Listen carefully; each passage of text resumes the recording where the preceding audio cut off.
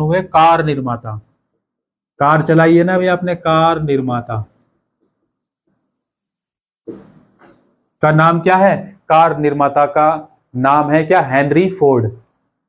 Henry Ford.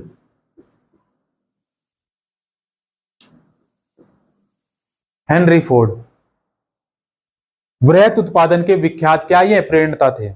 उन्होंने Chicago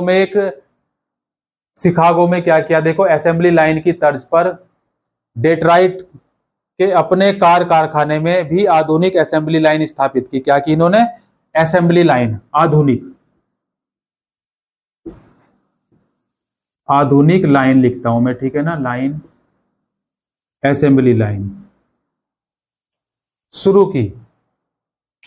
और Chicago के बुचड़खाने में मरे हुए जानवरों को एक कन्वेयर बेल्ट पर रख दिया जाता था और उनके दूसरे सिरे पर खड़े मांस विक्रेता अपने हिस्से का मांस उठाकर निकालते जाते थे। यह देखकर फोर्ड को लगा कि गाड़ियों के उत्पादन के लिए भी असेंबली लाइन का तरीका समय और पैसे दोनों के लिहाज में किफायती साबित हो सकता है। असेंबली लाइन पर मजदूरों को एक ही काम, जैसे कार के किसी खास पुर्जे को, भाई कार का कोई खास पुर्जा है, एक पुर्जा है, ठीक है ना, पुर्जों को ही लगाते रहना, मशीनी ढंग से बार बार करते रहना होता है। जैसे कि अब एक बेल्ट है, समझ पा रहे बात को भाई, कन्वेयर बेल्ट जैसे होती है।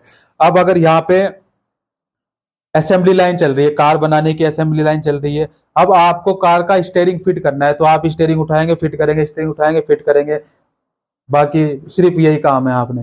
फिर अगला बंदा उसका शीशा लगाएगा, ठीक, अगला बंदा उसका हैंडल लगाएगा, टायर लगाएगा, ऐसी कई सारे पुर्जे होते हैं, तो असेंबली लाइन चलती है, उसको बोलते हैं असेंबली लाइन। तो ये आधुनिक चीज हुई ना, तो इन्होंने क्या किया, हेनरी फोर्ड ने इस आधुनिक लाइन को शुरुआत की। कैसे की थी मैंने अभी आपको एग्जाम्पल के थ्रू बताया था। काफी किफायती साबित होगा।